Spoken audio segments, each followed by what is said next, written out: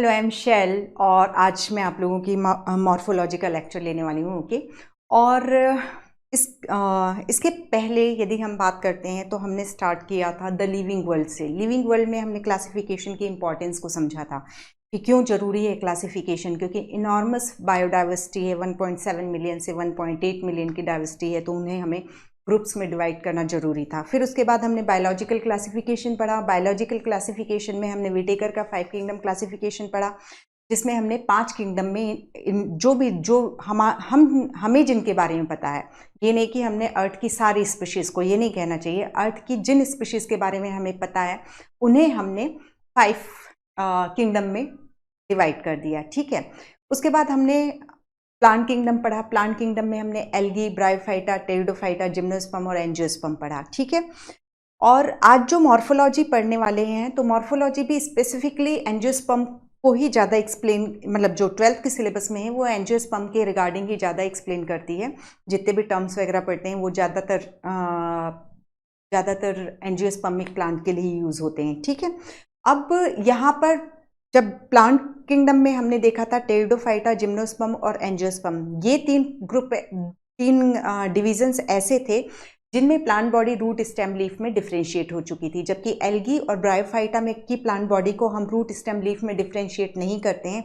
उनकी plant body के लिए हमने एक टर्म यूज़ किया था, दैट इज थैलस। थैलस का मतलब जिनकी plant body root stem leaf में डिफ्रेंशिएट नहीं होती है उन्हें हम थैलस कहते हैं। ठीक है।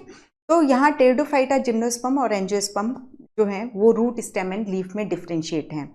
अब मॉर्फोलॉजी, मॉर्फोलॉजी का मतलब क्या होता है, दैट इज हिंदी में यदि देखें तो बिल्कुल सिंपल हो जाता है, आकारिकी, दैट इज आकार। ठीक है। एक्सटर्नल स्ट्रक्चर, बाह्य रूप जो होता है वो मॉर्फोलॉजी होता है। मतलब कोई कैसा दिखाई दे रहा है, कोई लंबा है, उसका कलर कैसा है, उसके फीचर्स कैसे हैं, ये जब हम डिस्क्राइब करते हैं तो हम उसकी मॉर्फोलॉजी को एक्सप्लेन कर रहे हैं। ठीक है। तो अभी हमने ये सीक्वेंस देखा, living world, biological classification, plant classification. तो अब हमें मॉर्फोलॉजी पढ़ने की ज़रूरत क्यों हो रही है? ये मत बोलना कि 12th के सिलेबस में। फैक्ट तो यही है, क्योंकि सीबीएसई ने इसको सिलेबस में रखा है, इसलिए हमें मॉर्फोलॉजी पढ़ने की ज़रूरत हो रही है। लेकिन जब हमने, जैसे मैंने अभी आपको बताया कि एंजियोस्पर्म को एम्फसाइज करते हुए ये 12th में जो मॉर्फोलॉजी है, 12th में जो भी मॉर्फोलॉजी में हम पढ़ेंगे उसमें एंजियोस्पर्म को ज़्यादा इंपॉर्टेंस दी गई है। नॉट ओनली होल बॉटनी की बात नहीं कर रही हूँ मैं, 12th के सिलेबस की बात कर रही हूँ। ठीक है। तो यहाँ पर एक्चुअली यदि किसी को जैसे प्लांट क्लासिफिकेशन पढ़ा, अब प्लांट को क्लासीफाई करने जाना है तो उन्हें टेक्निकल टर्म्स के बारे में मालूम होना चाहिए। ठीक है। हमने कई सारे एंजियोस्पर्म देखा है, एंजियोस्पर्म में डाइकॉट, मोनोकॉट हमने प्लांट क्लासिफिकेशन या बायोलॉजिकल क्लासिफिकेशन में देखा था। तो ये कॉटिलीडन क्या होते हैं, ये स्टेमन क्या होते हैं, ये कार्पल क्या होता है, ये सब चीज़ें। लीफ यदि हम बोल रहे हैं तो लीफ भी एक टेक्निकल टर्म है। ठीक है। तो इन सब टर्म्स के बारे में हमें जानना जरूरी है। आप सभी लोग हालांकि मेडिकल एंट्रेंस के लिए मॉर्फोलॉजी पढ़ रहे हैं, लेकिन कुछ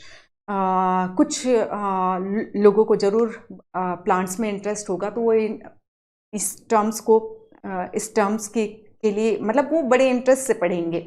एक चीज़ ये है कि मॉर्फोलॉजी में जितने भी, यदि हम एग्जामिनेशन पॉइंट ऑफ व्यू के से देखें तो मॉर्फोलॉजी से मैक्सिमम एग्जाम्पल्स ही पूछे जाते हैं।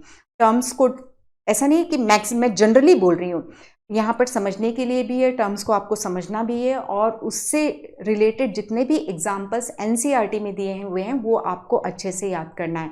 क्योंकि देखो बेटा, एक चीज़ है, यदि हम टोटल 36-38 टॉपिक्स 11th-12th का मिला करके देखते हैं और हर एक टॉपिक से ऑन एन एवरेज 300 क्वेश्चंस बनते हैं।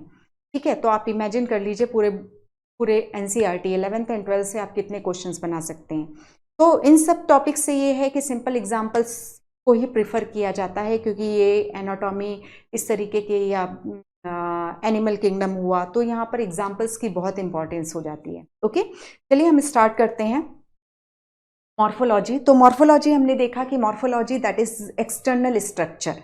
ठीक है। अब जब कभी भी मैंने इसमें एनसीईआरटी के ऑलमोस्ट सभी लाइनों को कवर किया है, तो जब कभी भी हम प्लांट किंगडम को देखते हैं, प्लांट किंगडम यानी हम इसमें सभी एल्गी से लेकर के एंजियोस्पर्म तक को इंक्लूड कर रहे हैं, तो वो कहीं ना कहीं हमें अट्रैक्ट करती हैं। उनमें कुछ ना कुछ चीज़ें ऐसी होती हैं जो हम अपनी ओर वो अट्रैक्ट करती हैं। ठीक है। तो यही लिखा है, the wide range in the structure of higher plant will never fail to fascinate us. Then हम मतलब प्लांट में बहुत डाइवर्सिटी देखने को मिलता है, लेकिन यदि हम जब कभी भी एक प्लांट को देखते हैं तो हमें उसमें कुछ बेसिक स्ट्रक्चर सभी प्लांट्स में दिखाई देती है। एल्गी ब्रायोफाइटा की बात नहीं कर रही हूँ, टेरिडो, जिम्नो एंड एंजियोस्पर्म की बात कर रही हूँ। That is like root, stem, leaf. और यदि एंजियोस्पर्मिक और जिम्नोस्पर्मिक प्लांट है तो सीड और फ्रूट भी हमें देखने को मिलेगा।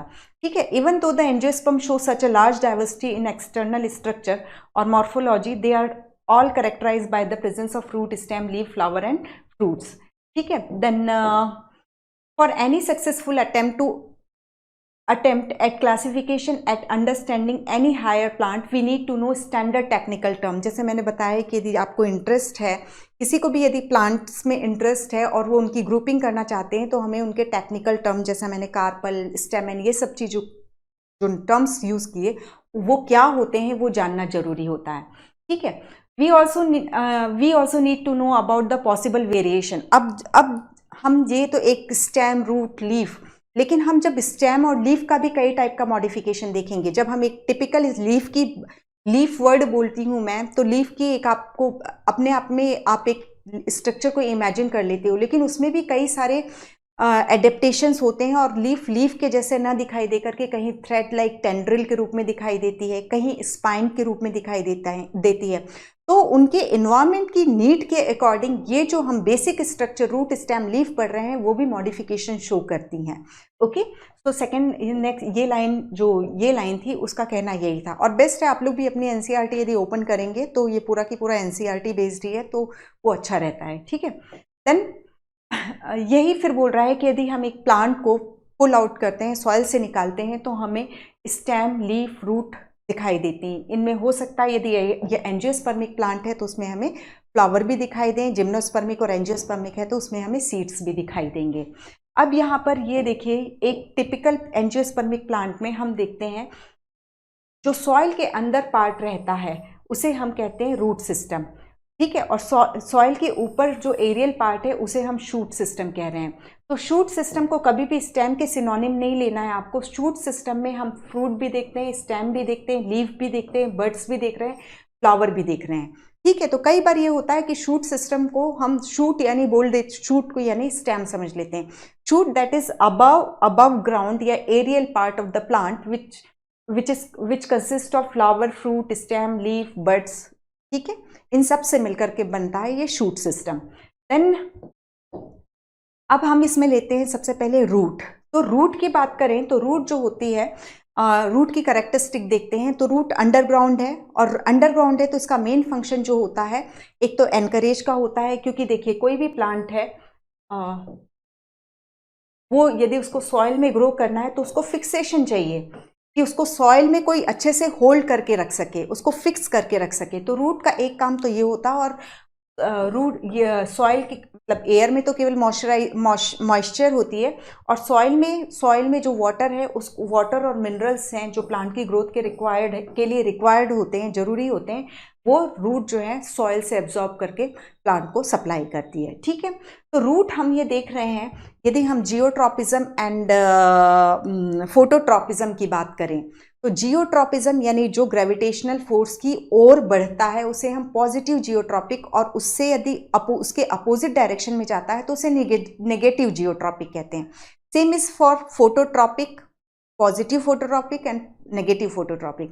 तो रूट को देखो, ये जो यदि अर्थ के ग्रेविटेशन के इम्पैक्ट में ये ग्रेविटेशन की ओर मतलब ग्रो कर रही है तो ये पॉजिटिव जियोट्रॉपिक हुई। ठीक है, और लेकिन लाइट से अवे ग्रो कर रही है तो ये नेगेटिव फोटोट्रॉपिक हुई।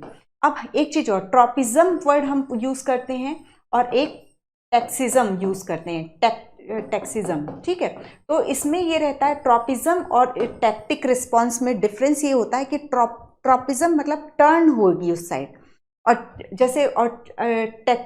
जैसे कीमोटैक्सिस पढ़ते हैं हम या फोटोटैक्सिस पढ़ते हैं, तो फोटोटैक्सिस में यदि ये एक सेल है और ये लाइट दिखाई दे रही है तो ये पूरी सेल यहाँ से लोकोमोशन शो करेगी, वहाँ से पूरी शिफ्ट हो जाएगी, वो फोटोटैक्टिक रिस्पॉन्स होगा। और जबकि यदि फोटोट्रॉपिक रिस्पॉन्स है तो ये प्लांट है तो ये इसकी ओर झुक जाएगा, ये नहीं कि ये यहाँ से चल के वहाँ पहुँच जाए। टैक्टिक रिस्पॉन्स में वो मूव कर जाती है, ट्रॉपिज्म में टर्निंग बस होती है। ठीक है, तो जो रूट होती है वो रूट है positive geotropic and negative phototropic. ठीक है, अब यदि हम हम अभी यदि हम रूट की बात करते हैं और रूट यदि सीड जर्मिनेशन से बनती है, तो सीड जर्मिनेशन से जो भी रूट बनेगी, मतलब हम इसके पहले एक चीज और देख लेते हैं। ये सीड है तो सीड में ये एम्ब्रियो होता है। ठीक है, सीड जो होता है वो सेक्सुअल रिप्रोडक्शन का प्रोडक्ट होता है और ये सीड के अंदर एम्ब्रियो प्रेजेंट होता है। एम्ब्रियो में ये जो है वो एम्ब्रियोनल एक्सिस है। इस एक्सिस का एक टिप जो है प्लूम्यूल कहलाता है। जो जब सीड जर्मिनेट होगा तो इस प्लूम्यूल से स्टेम का फॉर्मेशन होगा और एक दूसरा जो टिप है वो उसका रेडिकल कहलाता है, जो कि जर्मिनेशन के टाइम में रूट को डेवलप करेगा। ठीक है, ये इसके एक हम डाइकॉट एम्ब्रियो ले लेते हैं तो ये इसके 2 कॉटिलीडन हैं और प्लूम्यूल से लेकर के यहाँ तक का जहाँ से कॉटिलीडन ज्वाइन है इतना एरिया एपिकोटाइल कहलाता है और रेडिकल से लेकर के इतना एरिया हाइपोकोटाइल कहलाता है। ये हमें फिर से काम आएगा तो थोड़ा सा इस इमेज को ध्यान में रखिएगा। तो जब सीड जर्मिनेट होगा तो ये रेडिकल जो है सबसे पहले निकलता है। ठीक है, क्यों? क्योंकि उसको सीड में जाकर के सॉइल में अंदर जाना है और सीडलिंग को स्टैब्लिश करना है। अब जब ये रेडिकल जो है जब सॉइल के अंदर जाएगा तो इसके डायरेक्ट इलॉन्गेशन से जो रूट बनेगी वो होती है प्राइमरी रूट। ठीक है, फिर प्राइमरी रूट से ब्रांचेस निकलती हैं। इस तरीके से कई सारी ब्रांचेस इसकी निकलेंगी और इसकी भी फिर ब्रांचेस निकलेंगी। तो इस तरीके से primary root, secondary, tertiary root, ये पूरा रूट सिस्टम कहलाता है tap root system. Tap root system. ठीक है, यदि हम एक मतलब angiospermic plant that is flowering plant की बात करें तो हम इन्हें मोनोकॉट एंड डाइकॉट में डिवाइड करते हैं। तो डाइकॉट में हमें ये सिस्टम देखने को मिलता है, टेप रूट सिस्टम देखने को मिलता है। ठीक है, ये इस तरीके से प्राइमरी रूट जो है रेडिकल के डायरेक्ट इलॉन्गेशन से बनी। अब यही केस यदि मोनोकॉट का है तो मोनोकॉट में सीड जब जर्मिनेट होगा तो पहले रेडिकल प्राइमरी रूट को बनाएगा, लेकिन ये शॉर्ट लिव्ड होगी। कुछ समय बाद ये रूट जो है खत्म हो जाएगी और स्टेम के ये स्टेम है, इसके बेस से क्लस्टर ऑफ रूट्स निकलेंगे जिसे हम फाइब्रस रूट कहते हैं। ठीक है, ये फाइब्रस रूट जो है इस प्लांट को प्रॉपरली सॉइल में एनकरेज करेगी। ठीक है, फिक्स करेगी। और यदि हम एनकरेज के पॉइंट ऑफ व्यू से देखते हैं तो ये जो फाइब्रस रूट सिस्टम है वो टेप रूट सिस्टम के कंपैरिजन में मोनोकॉट प्लांट को और अच्छे से फिक्स करके रखता है। मतलब बेटर एनकरेज जो होता है वो फाइब्रस रूट सिस्टम प्रोवाइड कराता है, जबकि बेहतर रूप से पानी वगैरह का एब्जॉर्प्शन टेप रूट सिस्टम कर पाता है। ठीक है, तो ये यदि कोई भी प्लांट सीड जर्मिनेशन से बन रहा है तो उसमें जो सबसे पहले रूट बनेगी वो हमेशा किससे बनेगी? रेडिकल से बनेगी। डाइकॉट में वो रेडिकल कंटिन्यूस इलॉन्गेट होता रहता है और प्राइमरी रूट को बनाता है, जबकि मोनोकॉट में ये प्राइमरी रूट शॉर्ट लिव्ड होती है, फिर वो खत्म हो जाती है। उसकी जगह क्लस्टर ऑफ रूट्स निकलती है जिसे हम स्टेम के बेस से क्लस्टर ऑफ रूट निकलती है जिसे हम फाइब्रस रूट कहते हैं। ठीक है, अब ये चीज़ें इसकी है। और एक चीज़ और हम इसके पहले भी देख चुके हैं कि वेजिटेटिव जब जो कोई प्लांट यदि वेजिटेटिवली रिप्रोड्यूस हो रहा है तो उसमें जो वेजिटेटिव प्रोपेग्यूल है उसमें जो फर्स्ट रूट बनेगी वो एडवेंटिशियस होती है, लेकिन सीड जर्मिनेशन से यदि कोई रूट डेवलप हो रही है तो वो हमेशा सबसे पहली रूट जो होती है रेडिकल के इलॉन्गेशन से बनेगी। ओके, देन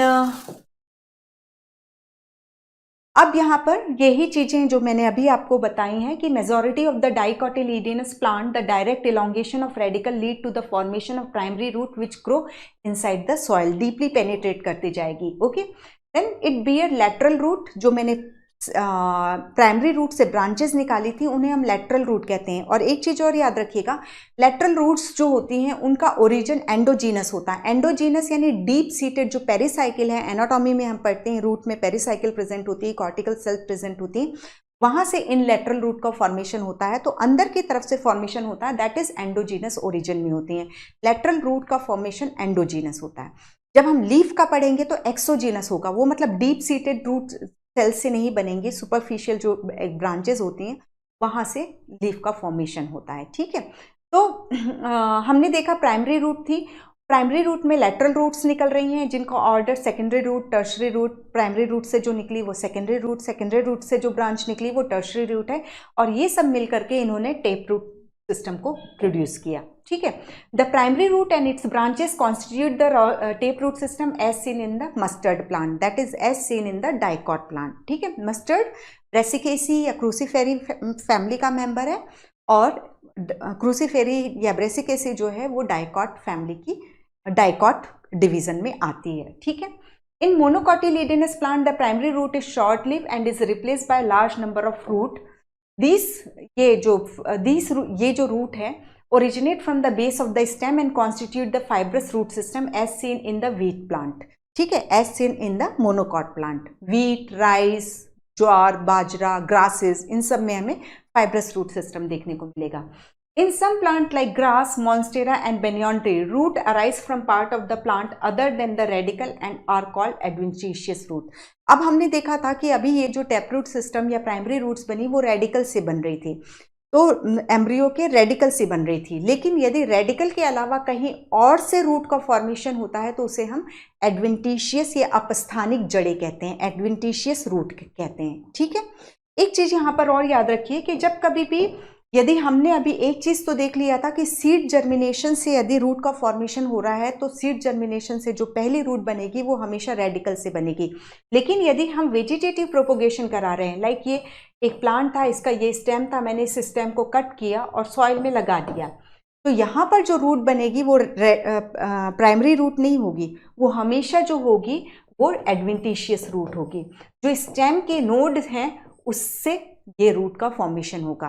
तो यदि वेजिटेटिव प्रोपोगेशन से कोई प्लांट प्रोपोगेट हो रहा है तो उसमें बनने वाली पहली रूट एडवेंटिशियस रूट होती है, जबकि सीड जर्मिनेशन से बनने वाली पहली रूट जो होती है वो रेडिकल से बनती है। ओके, तो ये चीज है। देन नेक्स्ट ये यहाँ पर ये देख लीजिए, ये इमेज दी हुई है, दैट इज ये प्राइमरी रूट जा रही है और इससे ये सेकेंडरी रूट निकली, और जैसे सेकेंडरी रूट ये है और उससे भी जो ब्रांचिंग निकलेगी उसको हम टर्शरी रूट कहेंगे, और ये पूरा जो रूट सिस्टम है ये tap root system which is characteristic of dicot. Then ये फाइब्रस रूट है। फाइब्रस रूट में देखिए पहले तो प्राइमरी रूट तो निकली जो रेडिकल से बनी, जो कि शॉर्ट लिव थी, उसकी जगह फिर ये स्टेम का बेस है, वहाँ से ये क्लस्टर में गुच्छे में रूट्स निकली जिसे हम फाइब्रस रूट कहते हैं, जो कि एफिशिएंट एनकरेज प्रोवाइड कराता है प्लांट्स को। ओके, देन ये एडवेंटिशियस थर्ड टाइप की रूट हमने देखी थी कि रेडिकल के अलावा यदि कहीं और से रूट निकलती है तो हम उसे एडवेंटिशियस रूट कहते हैं। तो ये जो है ये स्टेम है और ये स्टेम से रूट निकल रही है, या लीफ से कहीं रूट निकले तो हम उसे क्या बोलेंगे, एडवेंटिशियस रूट बोलेंगे। ओके, देन मेन फंक्शन, यदि हम फंक्शन पे जाते हैं तो एक तो हमने देख लिया था कि अंडरग्राउंड है, सॉइल में जो वाटर मिनरल्स प्रेजेंट है उसका एब्जॉर्प्शन करेगी।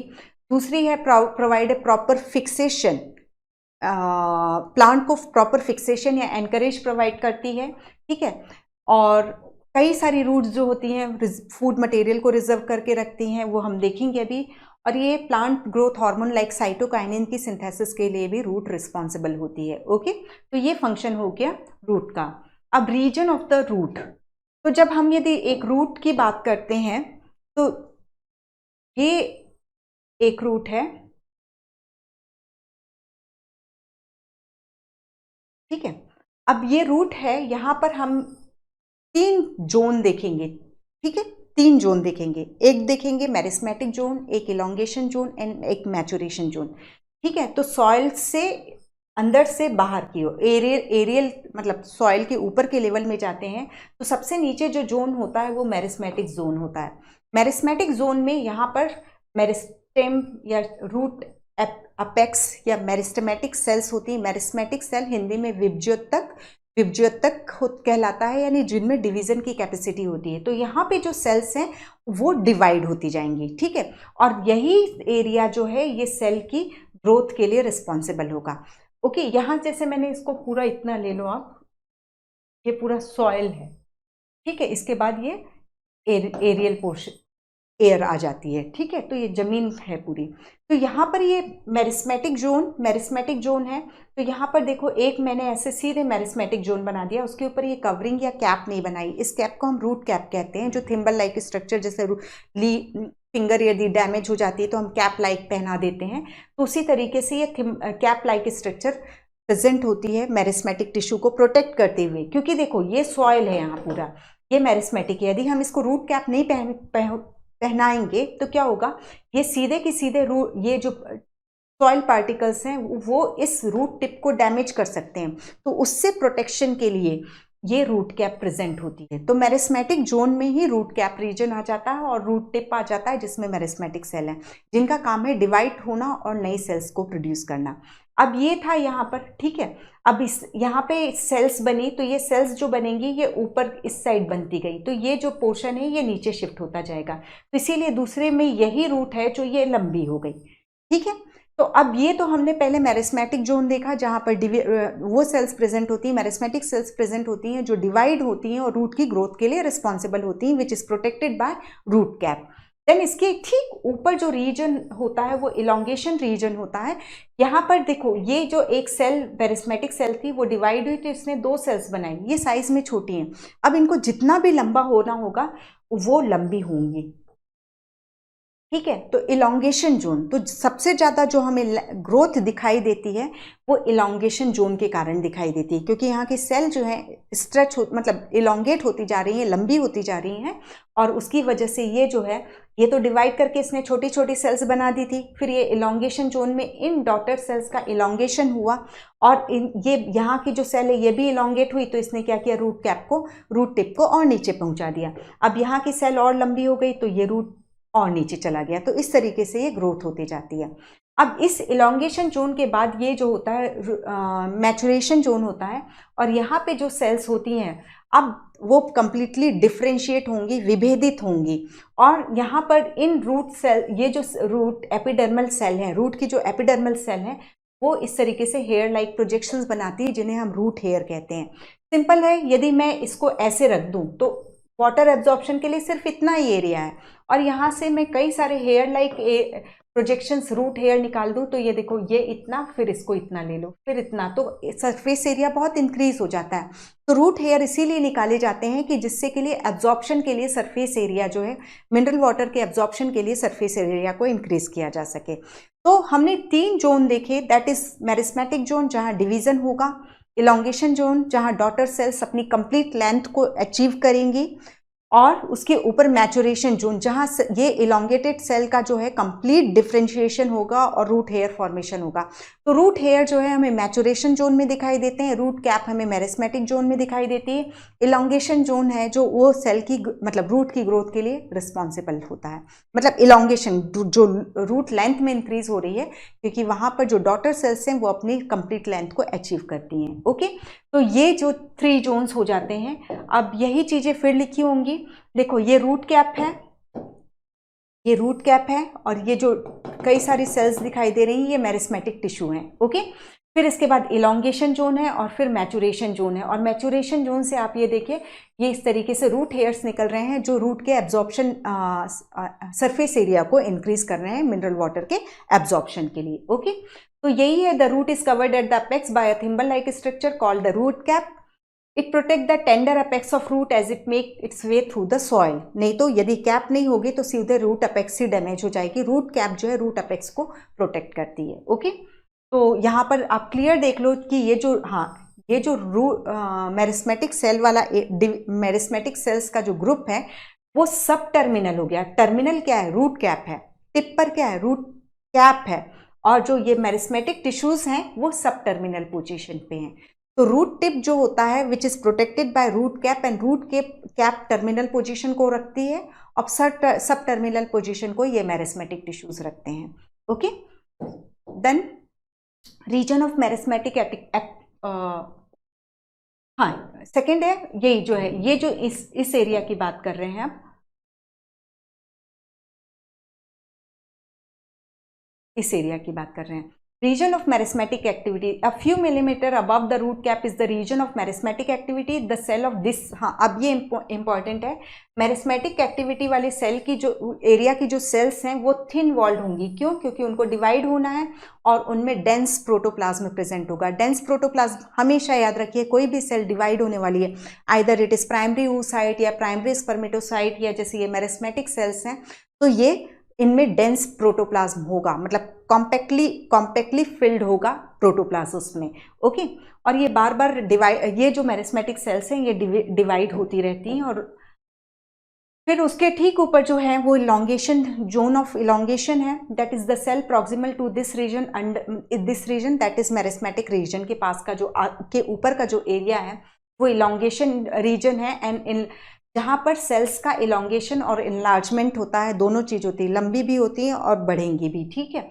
And are responsible for the growth of the root in the length. Question है ये कि कौन सा रिस्पॉन्सिबल होता है कि जो रूट लेंथ में ग्रो करती जा रही है, डिवाइड होकर करके तो बना रही है मेरिस्मेटिक जोन की, लेकिन इलोंगेशन जो हो रहा है, ग्रोथ जो हो रही है, रूट की जो लेंथ में ग्रोथ हो रही है, it is due to elongation, क्योंकि वहां सेल अपनी मैक्सिमम लेंथ को अचीव कर रही हैं। This region is called region of elongation. तो मैं ये कह रही हूं कि एक पॉइंट ये है, इसके अलावा हमने मेरिस्मेटिक एरिया की सेल्स कैसे होती है वो भी क्वेश्चन हो सकता है। ओके, तो ग्रोथ ये जो है, यही इलोंगेशन एंड एनलार्जमेंट जो होता है वो रूट की लेंथ में ग्रोथ के लिए रिस्पॉन्सिबल होता है, लेंथ के लिए ना, विड्थ के लिए नहीं। देन फिर इसके इलोंगेशन के ऊपर जो होता है रीजन ऑफ मैचुरेशन होता है, वो हमने क्लियरली देखा कि इलोंगेशन में तो वो सिर्फ लंबी होते जा रही थी, अब उसमें सेकेंडरी वॉल का लेड का फॉर्मेशन हुआ, उसका डिफ्रेंशिएशन हुआ, क्योंकि हम रूट सेल तो बना दिए, अब इनको काम करवाना है हमें, इनसे वाटर एब्जॉर्प्शन कराना है, तो रूट हेयर का फॉर्मेशन होगा, वो एक कंप्लीट जो रूट का फंक्शन है उसके लिए, क्योंकि यही जो रूट हेयर्स निकल रहे हैं ये सब फिक्सिंग के लिए भी रिस्पॉन्सिबल होंगे। ओके, तो ये रूट हेयर जो है वो सरफेस एरिया को इंक्रीज करेंगे, और रूट हेयर का फॉर्मेशन मैचुरेशन जोन में देखने को मिलता है after differentiation of cells. Okay, तो यही चीजें लिखी हुई है। The cells of the elongation zone gradually differentiate and mature, hence this zone proximal to the region of elongation is called the region of maturation. ठीक है, from this region some of the epidermal cell, किससे root hair बन रहा है ये question है, that is epidermal cell जो है elongate होकर के रूट हेयर बना रही हैं। This root hair absorb water and mineral and increase the surface area of the root. Okay, the next modification of root. अभी हमने रूट का एक रूट के रीजन्स देखे, लेकिन जरूरी नहीं है कि हमें हर एक रूट में यही चीजें दिखाई दे। रूट जो है main function encourage water mineral का एब्जॉर्प्शन तो था ही, इसके अलावा कुछ और भी फंक्शन करती है जो उसके एसेसरी फंक्शंस कहलाते हैं, तो वो उसमें उसको मॉडिफाइड होना पड़ता है। अब ये देखते हैं क्या होता है ये। Root in some plant changes their shape and structure and become modified to perform function other than absorption and conduction of water and mineral. They are modified for support, storage of food and respiration. Support हम देखेंगे, climber जो होते हैं, climber plant, यानी आपने देखा होगा कि किसी भी स्टेम से चिपक कर कोई बेल आगे ऊपर बढ़ती जाती है, तो वहाँ पर एडवेंटिशियस रूट जो होती है वो क्लाइंबिंग में सपोर्ट प्रोवाइड कराती है, तो ये सपोर्ट, अभी हम इसको और देखेंगे। हम गाजर, मूली, टर्निप, बीटरूट, इन सब में देखते हैं कि वो फूड स्टोर करती हैं, इसी वजह से हम उन्हें खाते हैं। तो be thankful to root, okay, कि वो भी फूड स्टोर करती हैं और हमें खाना प्रोवाइड करती हैं। एंड रेस्पिरेटरी रूट जो न्यूमेटोफोर ब्रीथिंग रूट हम देखेंगे। अब यहाँ भी शॉर्ट में लिख दिया इसने, tap root of carrot, turnip and adventitious root of sweet potato get swollen due to storage of food. Okay, अब ये हम जो इसको थोड़ा सा ले लेते हैं, जब हम टेप रूट की बात करते हैं, टेप रूट सिस्टम के मॉडिफिकेशन की बात करेंगे अभी। मतलब हमने देखा है tap root system and adventitious root system. तो टेप रूट मॉडिफिकेशन की बात करें तो हम कोनिकल रूट देखते हैं, देन फ्यूजीफॉर्म रूट देखते हैं, फिर उसके बाद नेपीफॉर्म रूट देखते हैं, इसके अलावा हम न्यूमेटोफोर देखते हैं और नोड्यूलेटेड रूट देखते हैं। ये नोड्यूलेटेड, ये NN 2 हो रहे हैं इसलिए मैं इसको नोड्यूलेटेड डाल रही हूँ। कोनिकल रूट हम देखते हैं गाजर में। गाजर में आप देखिए ये इस तरीके से गाजर होता है, मतलब ये ऊपर से पूरा ही चौड़ा होता है, फिर ये ऐसे टेपर एंड होता है, मतलब सिकुड़ता हुआ जाता है, ऊपर से चौड़ा फिर ये कोन के शेप में। तो कोनिकल रूट हमें गाजर में दिखाई देती है, जो कि प्राइमरी रूट का मॉडिफिकेशन होती है या टेप रूट का मॉडिफिकेशन होती है। ठीक है, फ्यूजीफॉर्म हम रेडिश या मूली में देखते हैं, तो उसमें ये रहता है, ये इसका रिड्यूस्ड स्टेम है।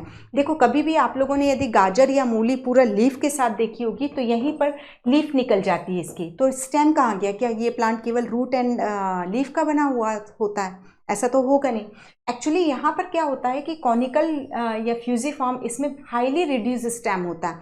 कभी भी गाजर के ऊपर में देखना, वो येलोइश या बिल्कुल फ्रेश गाजर है तो ग्रीन कलर की स्ट्रक्चर दिखाई देगी डिस्क के फॉर्म में, वही उसका स्टेम होता है। रिड्यूस्ड स्टेम देखने को मिलता है हमें गाजर और मूली या टर्निप, बीट रूट में, ठीक है। तो ये रिड्यूस स्टेम है और इसके बाद ये कोन के शेप की रूट हमें गाजर में देखने को मिलती है, जो फूड स्टोर करके स्वॉलन स्ट्रक्चर में कन्वर्ट हो गई है। फ्यूजिफॉर्म में इसका शेप ये पहले शुरू में भी टैपर्ड रहेगा, फिर बीच में मोटा होगा, फिर टैपर हो जाता है। तो मूली का शेप जो होता है ये होता है, तो शेप की वजह से इसको हम फ्यूजिफॉर्म कह रहे हैं, स्पिंडल शेप हो जाती है। नेपी फॉर्म में ये, जैसे आप लोगों ने, सभी लोगों ने बेब्लेड खेला होगा, टॉप लट्टू जिसे बोलते हैं, तो उसके शेप का होता है ये। इसको थोड़ा बड़ा बना लेते और ये ऐसे करके ऐसे, ठीक है। तो बीट रूट और टर्निप, शलजम, चुकंदर और शलजम जो होते हैं नेपी फॉर्म होते हैं। अब टैप रूट सिस्टम के मॉडिफिकेशन में हम एक न्यूमेटोफोर भी देखते हैं। तो न्यूमेटोफोर में ये, जैसे कोई प्लांट नहीं, हम मैनग्रोव की बात करते हैं जो कोस्टल एरिया या समुद्र के किनारे प्रेजेंट होते हैं। तो समुद्र जहाँ ख़त्म हो रहा है वहाँ पर फ्लडेड तो कंडीशन होगी, स्वैम्पी मार्शी कंडीशन होती है। अब रूट किससे बनी हुई है? सेल से बनी हुई है। सेल को एरोबिक रेस्पिरेशन करना, उसको भी ऑक्सीजन चाहिए। तो ऑक्सीजन कहाँ से मिलेगी उसको? क्योंकि जब पानी भर जाता है तो जो भी एयर लाइट होती है, हल्की होती है, तो वो बुलबुले के रूप में ऊपर निकल जाती है। तो इन प्लांट्स ने, मैनग्रोव वेजिटेशन में ये एक एडेप्टेशन है कि इनकी जो मेन रूट तो है ही, अब ये जो इससे टैप रूट से ही इस तरीके से positive phototropic and negative geotropic respiratory root या ब्रीथिंग रूट या श्वसन रूट या न्यूमेटोफोर्स निकलते हैं। ये न्यूमेटोफोर्स में लेंटिसेल्स होते हैं। लेंटिसेल्स आप लोगों ने एनाटॉमी में पढ़ा, स्मॉल पोर्स होते हैं जो गैशियस एक्सचेंज के लिए रिस्पॉन्सिबल होते हैं।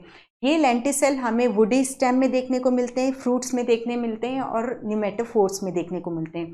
तो ये जो स्ट्रक्चर बन रही है ये न्यूमेटोफोर है। इसमें स्मॉल होल्स होंगे जिसे हम लेंटिसेल कह रहे हैं, और ये लेंटिसेल्स जो हैं गैशियस एक्सचेंज के लिए रिस्पॉन्सिबल होंगे और ये ऑक्सीजन को, ये रूट को सप्लाई करेगी, ठीक है।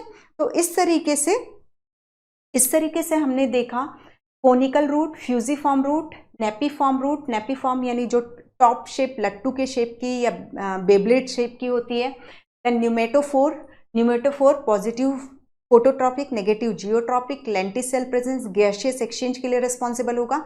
इसके अलावा ये मैनग्रोव वेजिटेशन की कैरेक्टरिस्टिक हो जाती है। इस उन एरिया में न्यूमेटोफोर्स देखने को मिलते हैं। ये एक एडेप्टेशन है टैप रूट सिस्टम का, जो स्वैम्पी यानी जो फ्लडेड हैं और मार्शी दलदली एरिया में मिलते हैं, क्योंकि वहाँ की सॉइल में ऑक्सीजन कम है, इसलिए ये ऑक्सीजन कैप्चर करने के लिए न्यूमेटोफोर्स को बनाया है इन्होंने, ठीक है। अब नोड्यूलेटेड जो लेग्यूमिनस, जो दाल फैमिली है, पल्स फैमिली, फेबेसी फैमिली, उनमें उनकी जो रूट होती हैं उनमें छोटे छोटे नोड्स दिखाई देते हैं। इन नोड्स में राइजोबियम बैक्टीरिया होता है जो एंटो फिक्सेशन के लिए रिस्पॉन्सिबल होता है, ठीक है, जो एटमॉस्फेरिक नाइट्रोजन को फिक्स करके इस लेग्यूमिनस प्लांट को देता है। तो नोड्यूलेटेड रूट हमें देखने को मिलती है, that is in leguminous plant, okay. So conical, fusiform, nepiform, pneumatophore and nodulated root, these all are modification of tape root system. Then इसके अलावा एक चीज और है, that is जो हम एडवेंटिशियस में देखते हैं, तो ट्यूबरस रूट। आप जो शकरकंद खाते हैं वो ट्यूबरस रूट है, लेकिन वो मॉडिफिकेशन है एडवेंटिशियस रूट का। ये स्टेम्ड है, ठीक है, यहाँ से एडवेंटिशियस रूट निकली, इसने फूड स्टोर करा, इस तरीके से ट्यूबर के शेप में आ गई। तो ट्यूबरस रूट आइपोमिया बटाटा, दैट इज स्वीट पटेटो, शकरकंद में देखने को मिलता है। अभी यही ट्यूबरस रूट गुड क्लस्टर में निकल जाए, ठीक है, ये नोड है, एडवेंटिशियस रूट नोड से निकलेगी, तो वहाँ से इस तरीके से क्लस्टर में ट्यूबरस रूट बन जाए तो हम इसे फेसिकुलेटेड कहते हैं, ठीक है। तो डहेलिया एंड एस्परगस, डहेलिया याद करिए, कनेक्ट करिए, इनुलिन, डहेलिया से हम इनुलिन ऑब्टेन करते हैं, inulin which is polymer of fructose, ठीक है। तो डहेलिया में हमें दैट इज फेसिकुलेटेड रूट देखने को मिलती है। इसके अलावा एक नोड्यूलोज रूट होती है। नोड्यूलोज रूट में ये रहता है कि जो अपेक्स रहता है, मतलब जो भी रूट है उसका जो टिप होता है वो स्वॉलन हो जाता है फूड स्टोर करके। तो ये मैंगो जिंजर में हमें ये देखने को मिलता है। मैंगो जिंजर में हमें नोड्यूलोज रूट देखने को मिलता है। नोड्यूलेटेड रूट जो है लेग्यूमिनस में देखने को मिलता है। तो these are the modification of adventitious root, okay. अब हम देखते हैं इसमें आगे यही चीज़ लिखी हुई है, मैं जस्ट रीड करूंगी इसको, और कहीं इसमें ये दो छूट गया है उसको मैं एक्सप्लेन करूंगी, ठीक है।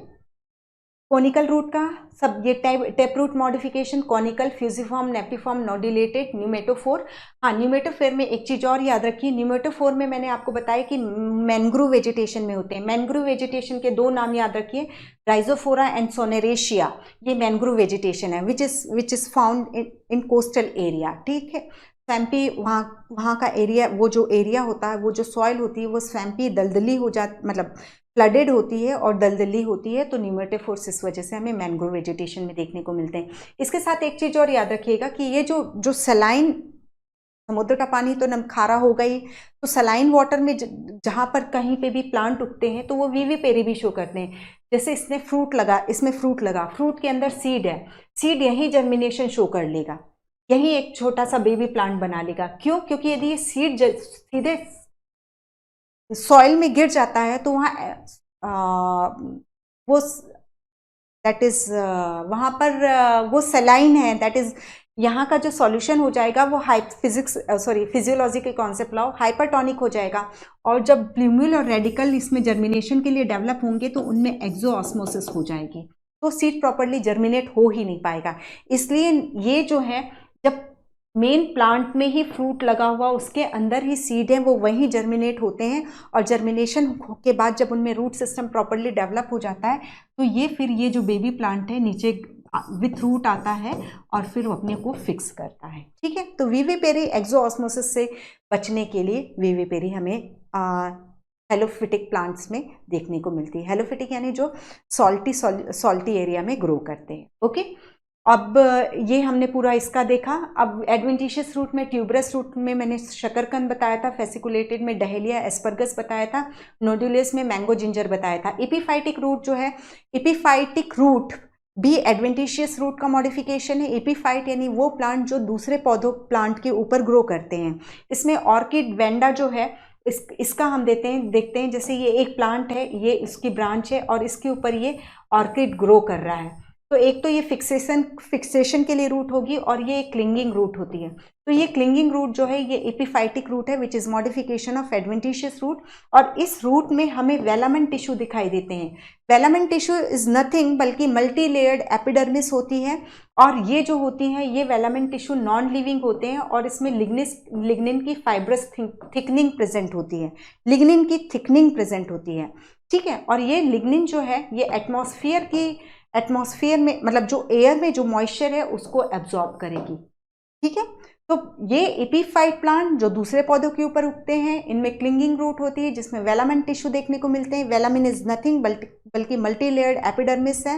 वेलामेंट टिश्यू डेड होते हैं जिसमें फाइब्रस थिकनिंग होती है which is made up of lignin which absorb atmospheric moisture, ठीक है। तो ये हो गया, इतनी सारी चीजें याद रखिएगा एपीफाइटिक रूट के लिए। कसकुटा जिसे हम हिंदी में अमरबेल कहते हैं, वो हॉस्टूरियल रूट जो है वो जिस प्लांट के ऊपर ये ग्रो कर रहा है, क्योंकि कसकुटा पैरासाइट होता है, परजीवी होता है, तो वो तो खुद खाना बनाएगा नहीं, जिस प्लांट के ऊपर ग्रो कर रहा है वो जो फूड बना रहा है उसको रूट को हॉस्टोरियल मतलब सेक्टोरियल टाइप का बना लेती है और रूट उसको फिर फूड एब्जॉर्ब करके देता है। तो हॉस्टोरियल रूट जो है cuscuta which is also example of adventitious root, okay. Then ये सब हैं, ये न्यूमेटोफोर है। बाकी तो आप एस्परगस में कौन सी रूट थी, दैट इज, जल्दी से इसमें यहाँ इससे देखते जाते हैं। ये न्यूमेटोफोर है, इसमें आप देखिए ये जो दिखाई दे रहे हैं दैट इज ये हैं लेंटिसल्स हैं, ओके। ये स्वीट पोटैटो हो गया, ट्यूबरस हो गया, कैरेट कॉनिकल हो गया, टर्निप नेपीफॉर्म हो गया, और एस्परगस और एस्परगस के साथ हमने डहेलिया और पढ़ा था, दैट इज फेसिकुलेटेड हो गया। यहीं पे इमीडिएटली एग्जाम्पल याद करते जाइए। अब अभी तो हमने इस तरीके का मॉडिफिकेशन देखा। अब ये जितने भी हम मैकेनिकल रूट्स देखेंगे, मैकेनिकल सपोर्ट के लिए रूट देखेंगे, वो सारी की सारी एडवेंटिशियस रूट हैं। क्रॉप रूट हम बरगद में देखते हैं। बरगद में इस तरीके से जो बरगद की जटाएं, यदि हिंदी में बोला जाए तो बरगद की जो जटाएं निकलती हैं वो एक्चुअली क्रॉप रूट होती हैं, ठीक है। स्टिल्ट रूट शुगर केन या मेज में देखेंगे तो जो लोअर नोड होगा उससे एडवेंटिशियस रूट निकलेंगी जो उसको मैकेनिकल सपोर्ट प्रोवाइड कराएंगे। देन बट्रेस रूट जो है टर्मिनेलिया, याद रखने की जरूरत नहीं, जस्ट मैंने लिख दिया है। बट्रेस रूट में ये है कि ये एडवेंटिशियस रूट है और बिल्कुल ऐसे, मतलब आप सॉइल के ऊपर देखेंगे तो बिल्कुल ऐसे ब्रांचेस निकलती दिखाई देती है। टैप रूट तो नीचे चला गया, ये जो बट्रेस रूट है वो भी सपोर्ट के लिए होती हैं और वो एडवेंटिशियस रूट होती हैं। क्लाइंबिंग रूट जो होती है वो पाइपर बीटल, सुपारी के पौधे में हमें देखने को मिलती है, इवन हमें पान के पौधे में भी देखने को मिलती है। तो इसमें ये रहेगा, जैसे ये नोड है, इसी को मैंने बीटल सुपारी का प्लांट वो बना दिया, पान का पौधा बना दिया।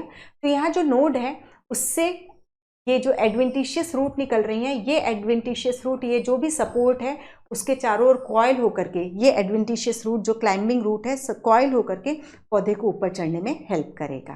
ठीक है, तो क्लाइंबिंग रूट हमें पाइपर में देखने को मिलती है। देन मॉडिफिकेशन ऑफ ये सब चीज हुई है, दैट इज प्रॉप रूट। ये है स्टिल्ट रूट। स्टिल्ट रूट यानी जो लोअर नोड से निकलती है, मेज एंड शुगर केन उसका एग्जाम्पल होंगे। ठीक है, ये आप देख लो, ये लोअर नोड है और इससे इस तरीके से एडवेंटिशियस रूट निकल रही है। इस रूट को हम स्टिल्ट रूट कहते हैं। इसके एग्जाम्पल में आपको मेज एंड शुगर केन याद रखना है। प्रॉप रूट हमने बरगद का देख लिया और क्लाइंबिंग रूट हमने पाइपर में देखी। देन अब हम इसके बाद आ गए स्टेम पे। स्टेम जो होगा, यदि हम स्टेम की बात करें तो स्टेम जो क्या क्या हो जाएगा इसके लिए, जियोट्रॉपिज्म एंड फोटोट्रॉपिज्म के पॉइंट ऑफ व्यू से negative geotropic and positive phototropic, light की ओर बढ़ेगा, ग्रेविटेशन फोर्स से दूर जाएगा। ठीक है, देन इसके अलावा यदि अब हम एक टिपिकल स्टेम की बात करते हैं तो उसमें हमें ये जो लाइंस खींच रही हूँ ये नोड है, ठीक है, ये भी नोड है और इन दो नोड के बीच का जो है ये होता है इंटर नोड।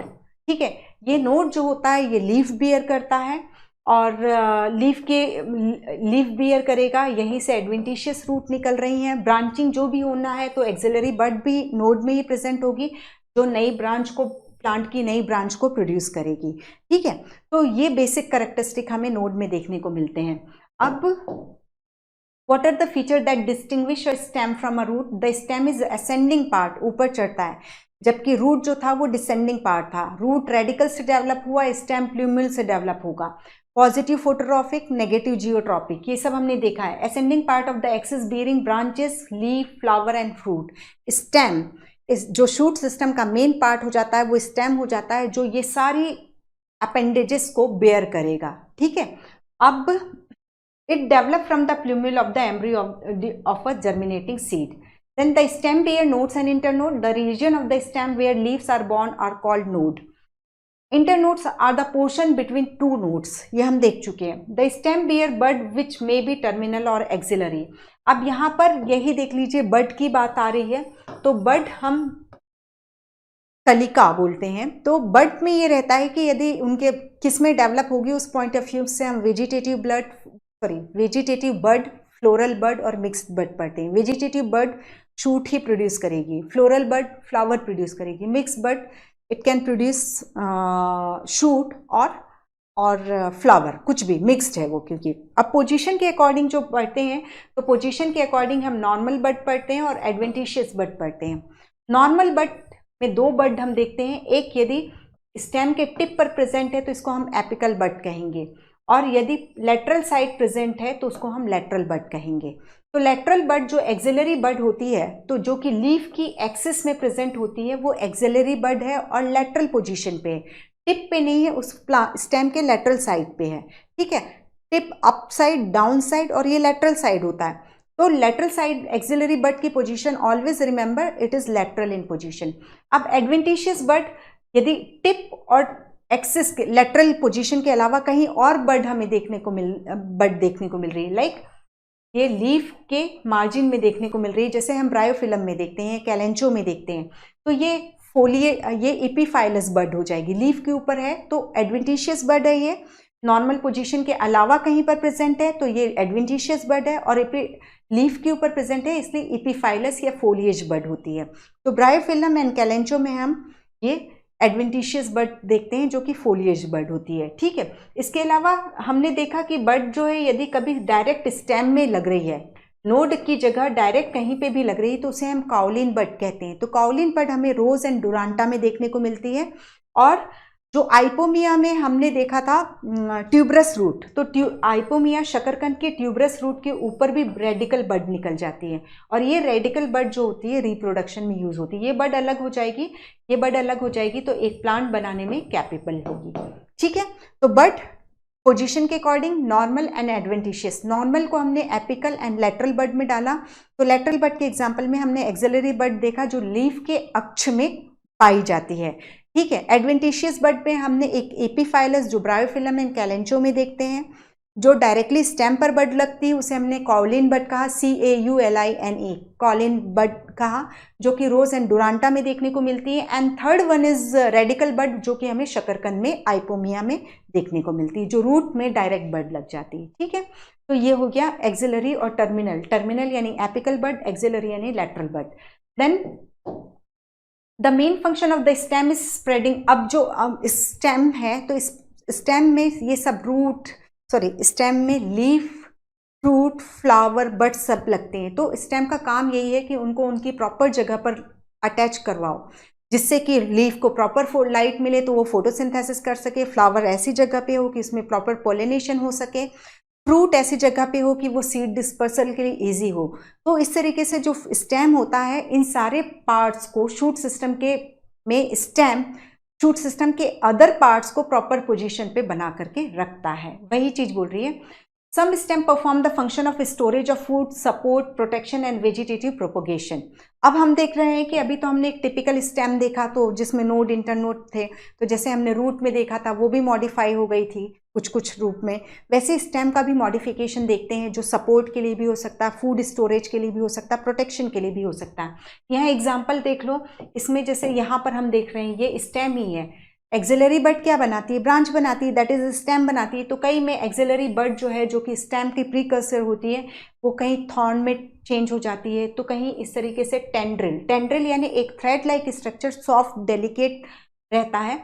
और इस टेंड्रिल का काम ये रहता है, जैसे ये सपोर्ट है, ये व्हाइट लाइन सपोर्ट है, तो इसके चारों ओर कॉइल होकर के वो मेन स्टेम को सपोर्ट प्रोवाइड कराता है। तो टेंड्रिल मॉडिफिकेशन होता है या तो स्टेम का या लीफ का। तो अभी हम स्टेम पे हैं तो स्टेम की ही बात करेंगे। ठीक है, देन मॉडिफिकेशन देखना है। तो द स्टेम में not always be typical like node and internode, जो हम अभी पढ़ के आ रहे हैं। ठीक है, ये मॉडिफाइड कई फंक्शन के लिए हो जाते हैं, support, protection, storage of food, यही सब चीज़ें लिखी हुई हैं। ये हाँ, जब ये फूड स्टोर करते हैं, जैसे हम राइजोम, कॉर्म एंड बल्ब, इन सब में देखेंगे, तो उसमें ये रहता है जो स्टोर्ड फूड है वो स्टोर रहेगा, और स्टेम में नोड एंड इंटरनोड, चाहे वो मॉडिफाइड हो जाए चाहे नहीं हो, नोड एंड इंटरनोड तो रहेंगे। जैसे हम पटेटो, जो कि ट्यूबर है, जो कि मॉडिफाइड स्टेम है, उसमें भी नोड इंटरनोड प्रेजेंट होते हैं, और उसकी नोड पर हम देखते हैं एक्सिलरी बड होती है, जो कि स्प्राउट हो करके एक नया प्लांट बनाने में कैपेबल होती है। तो इस तरीके से ये फूड स्टोर करके रखते हैं, और अनफेवरेबल सीजन में वो इसी तरीके से स्टेम पड़े रहते हैं। जैसे ही फेवरेबल सीजन आएगा तो इनकी नोड पे जो एक्सिलरी बड प्रेजेंट है वो स्प्राउट होगी, उसमें जर्मिनेशन होगा, और वो एक नया प्लांट बनाने में कैपेबल होगी। That's why it is saying कि that is organ of perennation के रूप में भी स्टेम काम करता है। ओके, देन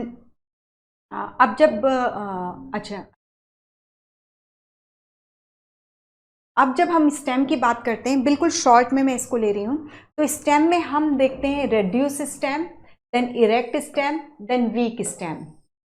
बिल्कुल रिकॉल जो आप लोगों ने पढ़ा है उसी का। रेड्यूस स्टेम यानी बहुत कॉम्पैक्ट कंप्रेस्ड नोड होगा, नोड जो उसका इंटरनोड बिल्कुल छोटा छोटा होगा।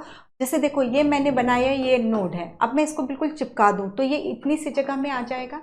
तो इसी तरीके से रिड्यूस स्टेम के केस में देखने को मिलता है, जो कि कैरेट रेडिश में या नेपी फॉर्म में हमने ऑलरेडी देखा। ठीक है, फिर इरेक्ट स्टेम में, इरेक्ट स्टेम यानी बिल्कुल जो हम ट्रीज देखते हैं वो उनमें इरेक्ट स्टेम होता है, उनको किसी की सपोर्ट की जरूरत नहीं होती है। ठीक है, तो इरेक्ट स्टेम में हम कल्म देखते हैं, CULM, देन इसके बाद हम काउडेक्स देखते हैं, फिर एक्स करेंट देखते हैं, फिर डी करेंट। ये 4 टाइप के इरेक्ट स्टेम हम देखते हैं।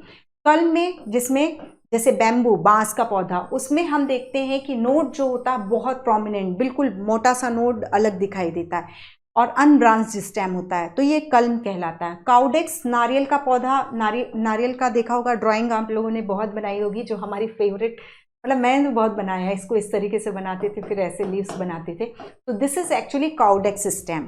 ठीक है, और एक्स करंट में जैसे हम पाइनस का पौधा देखते हैं, तो पाइनस के पौधे में ये रहता है कि ये जो एपिकल बड होती है वो स्ट्रांग होती है, वो ब्रांचिंग अलाउ नहीं करती, वो अपना ऊपर ग्रो करते जाएगी, और जो ओल्डेस्ट ब्रांच है वो सबसे बड़ी, फिर उसके बाद वाली ब्रांच, फिर ये, तो एक पिरामिड के शेप का प्लांट दिखाई देता है, इसे हम कहते हैं एक्स करंट स्टेम। और डी करंट स्टेम जो हमारा टिपिकल, जो हम ड्राइंग में फिर ऐसे करके जो बनाते हैं, जो हमको पीपल, आम, नीम, इनमें जो दिखाई देता है वो डी करंट स्टेम होता है। ओके, रिड्यूस स्टेम हमने देखा गाजर, मूली में।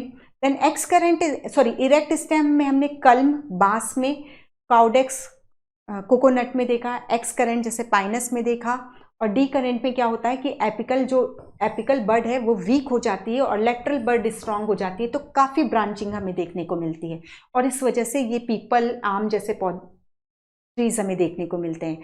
और यदि एपिकल बड डोमिनेंट है तो हमें जो स्टेम का शेप दिखाई देगा वो एक्स करंट दिखाई देगा। ओके, अब जो थर्ड जो स्टेम है, थर्ड स्टेम मैंने लिखा था, पहला मैंने लिखा रिड्यूस, दूसरा लिखा मैंने इरेक्ट, तीसरा लिखा मैंने वीक स्टेम। तो वीक स्टेम ये हमारे काम का बहुत ज़्यादा है। वीक स्टेम में हम देखते हैं वीक अपराइट, यानी ऊपर तो चढ़ेंगे, कमज़ोर हैं लेकिन ऊपर चढ़ना चालू रखेंगे। और दूसरे होते हैं वीक प्रोस्टेट, ये कमज़ोर हैं, ऊपर नहीं चढ़ सकते, ये जो सॉइल है उससे उसको ही क्रॉल करेंगे, उसी के सॉइल के सपोर्ट से ही इस तरीके से आगे बढ़ेंगे। ठीक है, तो वीक अपराइट में हम ट्विनर देखते हैं, क्लाइंबर देखते हैं। ट्विनर यानी जैसे ये सपोर्ट है तो इसका स्टेम कुछ अलग से स्ट्रक्चर नहीं बनाएगा, स्टेम जो डेलिकेट है वो कॉइल होता जाएगा।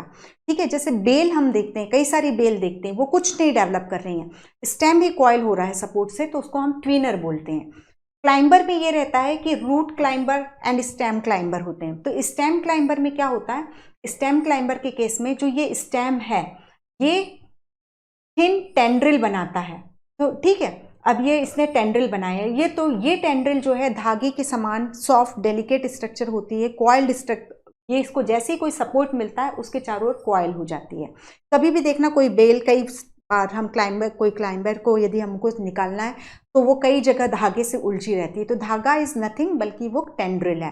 तो हम अभी स्टेम का पढ़ रहे हैं, तो स्टेम टेंड्रिल हमें देखने को मिलता है Vitis vinifera, that is grape vine. Example से याद करते जाइए, ग्रेप वाइन या अंगूर के पौधे में जो टेंड्रिल होती है वो स्टेम का मॉडिफिकेशन है।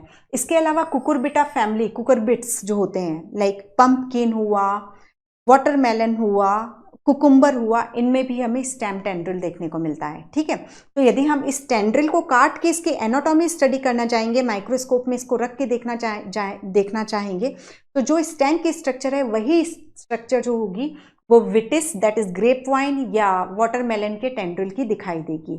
तो स्टेम का होमोलोगस होता है टेंड्रिल। ठीक है, इवोल्यूशन आ गया है यहाँ पे। ओके, और जो पहला हमने देखा, देखो वीक अपराइट में देखा था हमने ट्विनर, जो जिसमें स्टेम टेंड्रिल वगैरह नहीं बना रहा, खुद ही कॉइल हो गया। दूसरा था क्लाइंबर, क्लाइंबर में हमने देखा स्टेम क्लाइंबर, स्टेम क्लाइंबर मतलब स्टेम ही टेंड्रिल बना रहा है। और हमने रूट क्लाइंबर में पाइपर का एग्जाम्पल पढ़ा था, पान के पौधे का एग्जाम्पल पढ़ा था। तो रूट क्लाइंबर में ये होता है कि स्टेम को किसी सपोर्ट में चढ़ाने के लिए नोड से एडवेंटिशियस रूट निकलेगी और वो टेंड्रिल के रूप में काम करेगी। ठीक है, तो ये रूट क्लाइंबर के रूप में हो जाते हैं। अब यहाँ पर हमने देखा वीक अपराइट में ट्विनर, क्लाइंबर, इसके अलावा बस नाम देखते हैं, स्क्रैम्बलर, जैसे आप बेर का पौधा देखेंगे, बेर का पौधा बेर का पौधा जो होता है, प्लांट जो होता है, वो किसी एक बड़े प्लांट के ऊपर ऐसे उसके सपोर्ट लेकर के खड़ा रहता है, वो उसमें हुक्स रहते हैं जो उसको ग्रिप कराते हैं। और एक होता है स्क्रैम्बलर, इसो तो बेर के पौधा जो बेर का जो पौधा है वो स्क्रैम्बलर है। और इसके बाद लियानास होते हैं, लियानास यानी मोगली, जो मोटी मोटी लकड़ियां पकड़ करके एक झूला झूलता है, मोगली मूवी देखी होगी आपने, तो वो दैट इज वो लियानास होती है। वुडी क्लाइंबर्स जो होते हैं वो लटकती हुई रहती हैं। तो डिस्कवरीज कभी भी आप देखो डिस्कवरी चैनल, तो मंकीज भी उस बेल को ही, एक्चुअली लियानास को ही पकड़ कर यहाँ से वहाँ झूलते रहते हैं। ठीक है, तो ये वीक अपराइट में हमने 4 देखा, ट्विनर, क्लाइंबर, स्क्रैम्बलर एंड लियानास। अब ये जो है वीक प्रोस्टेट, इसमें हम 2 देखते हैं, एक ट्रेलर देखते हैं और एक क्रीपर देखते हैं। ट्रेलर का मतलब होता है कि जैसे ये है, यहाँ पर ये मेन रूट से रुक जाओ। अब हमने अभी देखा, sorry, that is weak prostrate stem. ठीक है, तो ये जो प्रोस्टेट की बात कर रहे हैं, तो ये कभी ऐसे इरेक्ट तो बढ़ेंगे नहीं, ये सॉइल सरफेस से लगकर ही बढ़ेंगे, ये प्रोस्टेट होते हैं, ये आपको अच्छे से मालूम है। अब वीक प्रोस्टेट के यदि टाइप में हम देखें तो हम एक ट्रेलर देखते हैं और एक क्रीपर देखते हैं, और क्रीपर के टाइप्स हम एनसीईआरटी में अभी बहुत सारे पढ़ेंगे। ट्रेलर में क्या रहता है, ये जो प्लांट है वो सिर्फ एक ही जगह पर रूटेड होगा और इससे इस प्लांट की कई सारी ब्रांचेस निकल रही हैं। ये सब सॉइल के, जैसे ये सॉइल है तो बिल्कुल सॉइल से ही लगी हुई हैं, क्योंकि मैं या तो समझ लीजिए बिल्कुल ऐसे यहीं से लगा दीजिए, ठीक है, ये ऊपर उठी हुई नहीं होगा, या मैं फिर से बनाऊं तो ये है और ये सॉइल है, तो ये सारी ब्रांचेस यहीं पे पूरी सब फैली होंगी। लेकिन ये ब्रांचेस हैं, इनमें नोड इंटरनोड होंगे, तो यहाँ रूट जो है सिर्फ एक ही रूट होगी। अब जैसे ये इसको लेते हैं कि ये जो पेन है ये रूट है और ये सब इसकी ब्रांचेस हैं, तो ये ब्रांचेस कहीं अपना एडवेंटिशियस रूट डेवलप नहीं करेंगी। मैं चाहूँ तो इनको ऐसे उठाना चाहूँ या इनको सबको ऐसे उठाना चाहूँ तो मैं उठा सकूंगी, ठीक है, ऐसे करके सबको उठा सकूंगी। लेकिन ये होते हैं, ये तो ट्रेलर हो गए। लेकिन क्रीपर के केस में होता ये है कि क्रीपर में भी ये एक तो मेन जगह पर रूटेड होंगे, पेरेंट प्लांट बॉडी जो एक जगह पर रूटेड होगी, और इससे जो ब्रांचेस निकल रही हैं उसमें इंटर नोड हैं, तो जहां पे भी होगा तो ये जो इंटर नोड है वहां से एडवेंटिशियस रूट का फॉर्मेशन हो जाएगा और उसको सॉइल में फिक्स कर देगा। अब मैं सोचूं कि इसको मैं ऐसे उठा लूं, तो जैसे यहाँ से सब जगह से ये फिक्सिंग है, अब मैं इसको ऐसे उठाने को सोचूं तो मैं नहीं कर सकती, क्योंकि ये एडवेंटिशियस रूट है, वो उसको जमीन पर फिक्स करके रखा हुआ है। तो ये डिफरेंस हो, वीक प्रोस्टेट में हम इस तरीके से ट्रेलर एंड क्रीपर देखते हैं।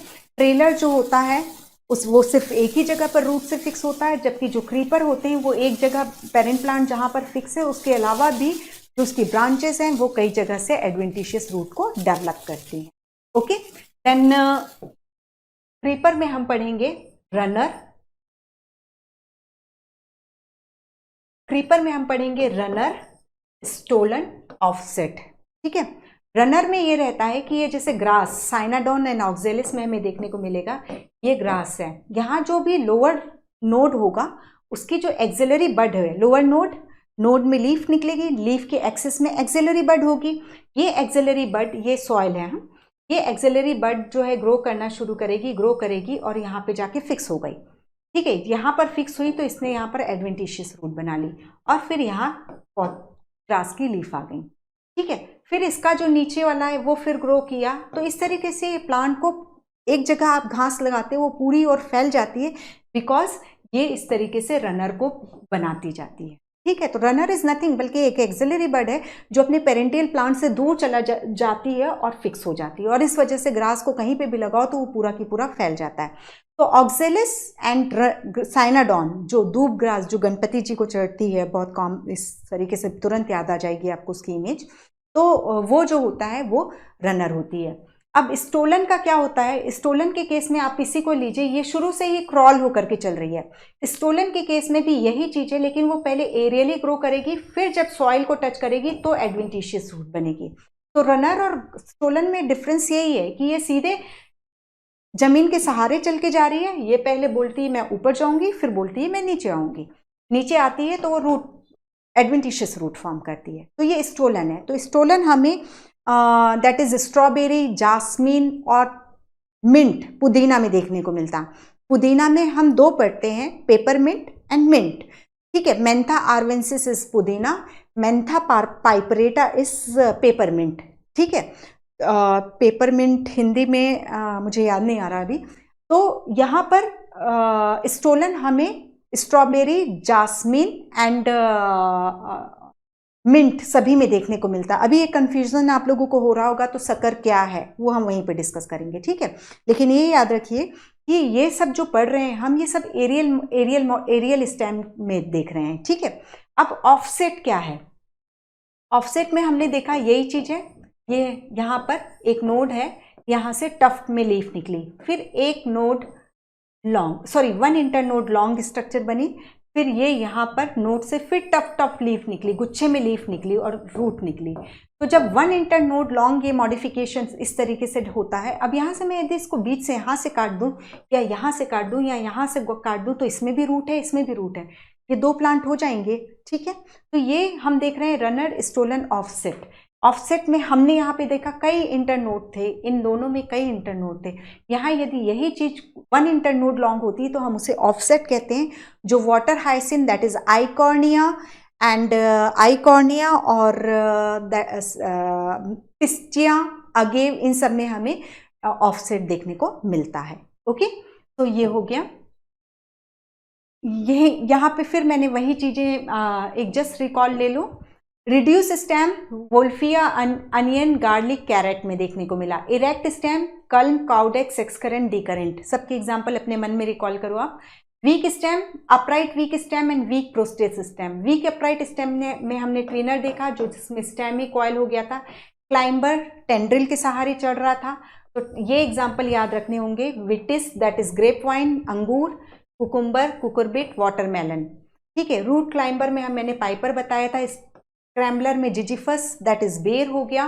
लियानास में बिग्नोनिया एंड बाहोनिया, ये प्लांट के नाम है, या उतना ज़्यादा नहीं है बट आप इमेजिन करिए वो लियानास क्या होते हैं, ठीक है। अब वीक प्रोस्टेट में हमने ट्रेलर देखा। ट्रेलर में मैंने आपको बताया कि इसमें एडवेंटिशियस रूट का फॉर्मेशन नहीं होगा। क्रीपर्स में हमने देखा runner, cynodon and oxalis. Stolon, strawberry, stolon ऊपर जाएगा फिर नीचे आएगा। रनर जमीन से ही, जमीन के सहारे ही दौड़ेगा। और offset that is one internode long that is present in Eichhornia, Pistia and agave. Okay, then अब अभी जो हमने देखे ये जितने भी रनर, ऑफसेट एंड स्टोलन, ये सब जो देखा, ट्विनर, जितना भी अभी तक देखा वो सब एरियल थे, ठीक है। अब मॉडिफिकेशन ऑफ स्टेम अंडरग्राउंड में देखते हैं। तो यहां पर देखो, यहां फिर से पुदीना है ना, मिंट है। तो यहां पर ये जो मॉडिफिकेशन है ये sucker, stem tuber, rhizome, corm, bulb, ठीक है। तो सकर में ये रहता है कि ये सॉइल है, ये सॉइल है, ठीक है। ये अंडरग्राउंड हो गया। तो ये अंडरग्राउंड स्टेम का जो ये नोड है, यहाँ से एक एक्सिलरी बड निकली, वो ग्रो कर रही है। पहले ये हॉरिजॉन्टली सॉइल के अंदर ही, अंडरग्राउंड ही ग्रो कर रही है, फिर वर्टिकल होकर के इसने एरियल ब्रांच को प्रोड्यूस किया। तो ये जो है, और यहाँ पर जहाँ जहाँ भी नोड होगा ये इस तरीके से एडवेंटिशियस रूट का फॉर्मेशन हुआ, तो ये सकर कहलाता है, ठीक है। स्टेम ट्यूबर में ये होता है कि यहीं से, अब ये यहीं पे मैं बताती जा रही हूँ। स्टेम ट्यूबर में ये होता है कि ये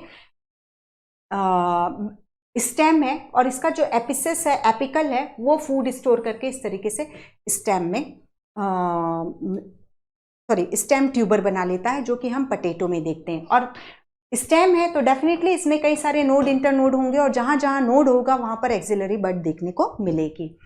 राइजोम जो होता है ये तो ट्यूबर है, देखो ये अनब्रांच्ड है। राइजोम, अदरक, जिंजर याद करो तो उसमें हॉरिजेंटल होता है वो, और बहुत सारी ब्रांचिंग देखने को मिलती है, वो भी फूड स्टोर किया। उसमें स्केल लीव्स होती हैं जो एक्सिलरी बड को प्रोटेक्ट करती हैं, ठीक है। एक्सिलरी स्केल लीव्स अदरक में देखने को मिलेंगी। जो छिलका उसका जो कई जगह देखना ऐसे मोटी मोटी धारियां बनती दिखाई देती हैं, दैट इज नथिंग, बल्कि वो नोड को रिप्रेजेंट कर रही है। और ये स्केल लीव से प्रोटेक्टेड होती है क्योंकि ये इसके यहाँ नोड पे एक्सिलरी बड है जिसको उसे प्रोटेक्ट करना पड़ेगा। बोर हो रहे होगे ना, बट सिर्फ ये जितना भी है उसको हमें कवर भी करना है, तो प्लीज़ थोड़ा सा, ओके।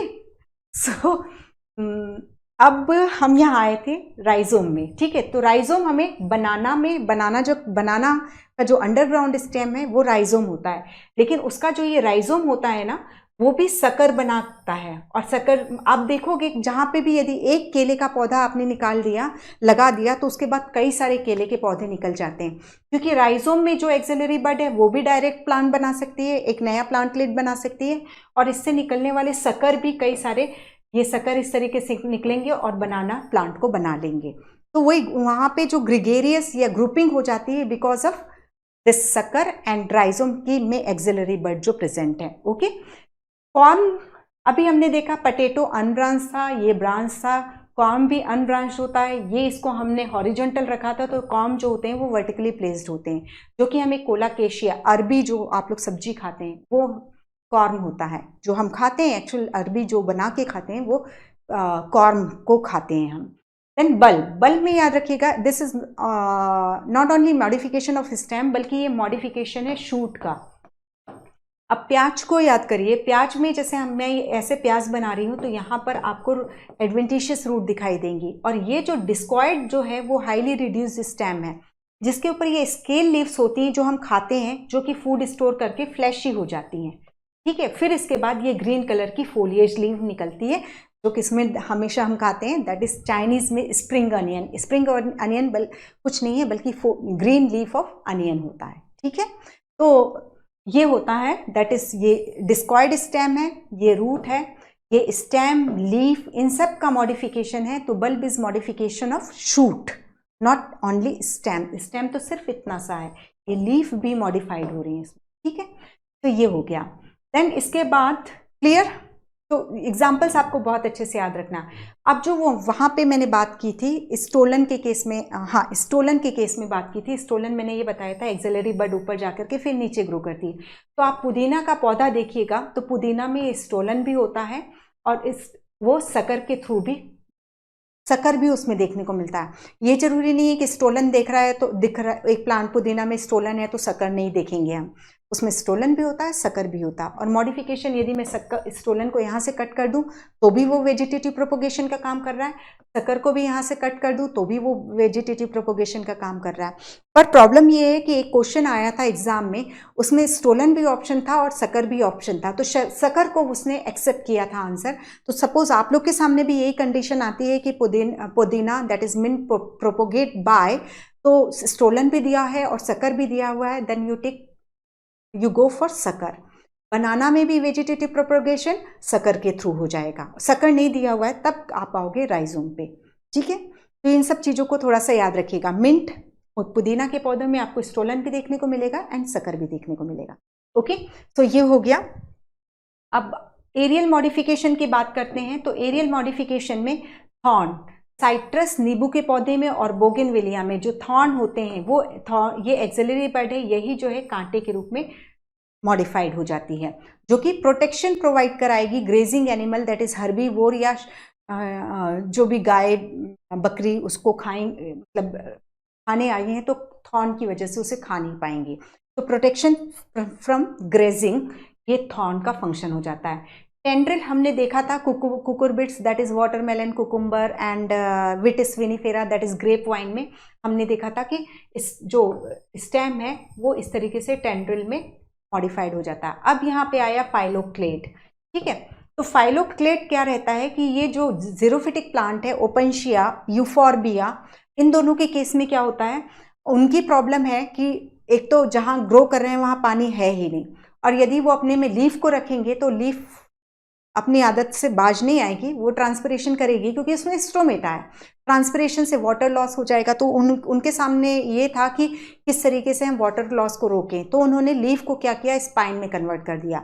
ठीक है, और जो स्टेम था, जो ये नोड एंड इंटर नोड वाला था, उसको एक फ्लैट स्ट्रक्चर में, ओपेंशिया के केस में फ्लैट स्ट्रक्चर में मॉडिफाई किया। इस ओपेंशिया या नागफनी का जो हम ये फाइलोक्लेड देखते हैं तो इसमें मैनी नोड इंटरनोड्स दिखाई देंगे। ठीक है, और इस जहाँ पे भी आपको स्पाइंस दिखाई दे रहे हैं, कांटे दिखाई दे रहे हैं, तो ये स्पाइंस जो होंगे वो एक्चुअली लीफ मॉडिफाइड होकर के स्पाइन के रूप में आ गई। स्पाइन में आ गई तो उसमें स्टोमेटा है नहीं, अब वो वाटर लॉस नहीं कर सकती, और एक एडवांटेज प्रोवाइड कराएगी कि वो ग्रेजिंग एनिमल से प्रोटेक्शन भी प्रोवाइड कराएगी। ठीक है, अब लीफ को जब स्पाइन में कन्वर्ट कर दिया था तो फोटोसिंथेसिस कौन करता है, इसलिए स्टेम इस तरीके से फाइलोक्लेड में मॉडिफाई हो गया। तो phylloclade is nothing but it is modified stem. ठीक है, तो ये ओपेंशिया और यूफोर्बिया में, तो ओपेंशिया में फ्लैट फाइलोक्लेड देखने को मिलता है, जबकि यूफोर्बिया में ये सिलेंड्रिकल फाइलोक्लेड देखने को मिलता है। ओके, अब क्लेडोड जो होता है वो एस्परगस एंड रस्कस में देखने को मिलता है। तो एस्परगस और रस्कस में क्या होता है, इनकी भी सेम प्रॉब्लम है जो हमने ओपेंशिया में डिस्कस किया कि लीफ रहेगी तो प्रॉब्लम क्रिएट करेगी, तो लीफ बिल्कुल रिड्यूस्ड हो चुकी रहती है या एब्सेंट हो चुकी रहती है, और जो वन इंटरनोड लॉन्ग ब्रांच होती है वो लीफ लाइक स्ट्रक्चर में कन्वर्ट हो जाती है, तो इसे हम क्लेडोड कहते हैं, इसे हम क्लेडोड कहेंगे। ठीक है, अब क्लेडोड जो है और फाइलोक्लेड में डिफरेंस क्या हुआ, फाइलोक्लेड में हमें मैनी नोड एंड इंटरनोड दिखाई दे रहे थे, जबकि क्लेडोड में हम देख रहे हैं क्लियरली सिर्फ वन इंटरनोड लॉन्ग स्ट्रक्चर होती है, which is present in asparagus and ruscus. और जो फ्लावर में हम थैलेमस पढ़ते हैं वो भी स्टेम का मॉडिफिकेशन होते हैं। ओके, सो यहाँ पर हमने इतना देखा। यहीं पर देखो एक फाइलोक्लेड, एक क्लेडोड और एक और पढ़ते हैं हम, that is phyllode. Phyllode actually जो है तो हम वहाँ लीफ में भी पढ़ेंगे, बट यहाँ इसलिए कर रही हूँ क्योंकि हमने ये दो चीज़ों को यहाँ पर समझा है। तो कई बार फाइलोक्लेड, फाइलोड, क्लेडोड इनमें कन्फ्यूजन होता है। तो phylloclade is modification of entire stem, one internode long stem का मॉडिफिकेशन क्लेडोड कहलाया। फाइलोड जो है, जो ये लीफ है, फिर वही प्रॉब्लम कि लीफ रहेगी, स्टोमेटा ट्रांसपिरेशन करेंगे तो इसको लीफ को हटा दिया जाएगा, और ये जो लीफ का स्टॉक है जिसे हम पीटियोल कहते हैं, वो लीफ लाइक स्ट्रक्चर में कन्वर्ट हो जाएगा। और पीटियोल का मॉडिफिकेशन जो होता है, पीटियोल जब लीफ लाइक के स्ट्रक्चर में मॉडिफाई हो जाता है तो हम उसे क्या कहते हैं, फाइलोड कहते हैं, which is seen in parkinsonia and Australian acacia. Okay, तो ये है। तो यहाँ पर अब सिर्फ आप लोगों को एग्जाम्पल देखना है और अपने आप से वहाँ पे बोलते जाना है कि ये क्या चीज़ है, स्टोलन है कि ऑफसेट है कि रनर है कि ट्विनर है कि टेंड्रिल है। ठीक है, तो ये सबसे पहले हम देखते हैं क्या लिख रही है NCERT. Stem tendril which develop from axillary bud are slender and spirally coiled and help plant to climb, such as in that is cucumber, pumpkin, watermelon and grape vine. हमने क्लियर देखा स्टेम टेंड्रिल दिखने को मिलते हैं ये। तो stem और ये इसका क्वेश्चन पूछ ले कि ग्रेप वाइन का टेंड्रिल होमोलोगस है किसका, रूट का, स्टेम का, लीफ का, तो आंसर हो जाता है दैट इज स्टेम का होमोलोगस है। फंक्शन डिफरेंट परफॉर्म कर रहा है लेकिन एनाटॉमी में, ओरिजिन में सिमिलर है। देन नेक्स्ट यहाँ पर यही सब टेंड्रिल्स के इमेज दिखाई दी है, थोड़ा सा आप इसको देख लेते हैं तो वो चीज़ें और अच्छे से मतलब समझ में आ जाती है कि टेंड्रिल क्या होता है। Okay, then axillary part of stem may also get modified into woody, straight and pointed thorn, which we seen in citrus and bougainvillea. Thorn are found in many plants such as citrus and bougainvillea. अभी यहीं पे याद हो जाना चाहिए आप लोगों को। They protect plant from browsing animal, grazing animal से या चढ़ने वाले एनिमल से बचाते हैं। ये दिख रहा है, ठीक है, ये और ये इसके सिट्रस के, नींबू के पौधे में जो कांटे देखने को मिलते हैं वो हैं। Then some plant of arid region that is xerophytic plants में modified their stem into flattened और fleshy cylindrical। ये चीज़ को बहुत अच्छे से याद रखिएगा क्योंकि ये ऑफलाइन टेस्ट में आप लोगों ने ये क्वेश्चन सॉल्व किया है। तो जब कभी भी फाइलोक्लेड आता है ऑप्शन में तो हमारे दिमाग में तुरंत यूफॉर्बिया एंड ओपेंशिया आता है। तो आपको देखना होगा क्वेश्चन में सिलेंड्रिकल पूछा है कि फ्लैटन पूछा है, तो flatten is opuntia and cylindrical is euphorbia. ये है यूफॉर्बिया, ठीक है। बहुत आप लोगों के घर के आसपास भी लगा होगा, लेकिन यही प्रॉब्लम यही होती है कि हम उसको लोकल नेम से तो जानते हैं लेकिन उसके बॉटनिकल नेम से हम नहीं जानते हैं, ठीक है। तो दिस इज सिलेंड्रिकल फाइलोक्लेड हमें यूफॉर्बिया में देखने को मिलता है। ये यूफॉर्बिया, ये ओपेंशिया। दिस स्पाइन्स, ये स्पाइन किस चीज़ को रिप्रेजेंट कर रहा है, ये लोकेशन क्या हो जाएगी, दैट इज नोड हो जाएगी, ठीक है। ये इंटर नोड हो गया, ये नोड है, ये नोड है। यहाँ से स्पाइन दैट इज लीफ की पोजीशन को बता रहा है क्योंकि spine is modification of leaf.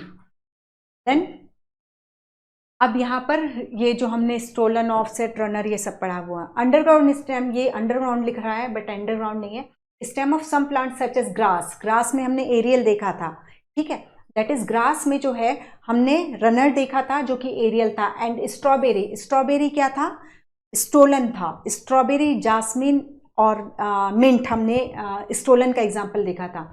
Spread to new niche and when older part die new plant are formed, okay. Then in plant like mint and jasmine, a slender lateral branch arises from the base of the main axis and after growing aerially for some time arc down to touch the ground. To touch the ground, that is कुछ नहीं बल्कि ये stolen हो गया, ठीक है। Stolon, strawberry, jasmine and mint.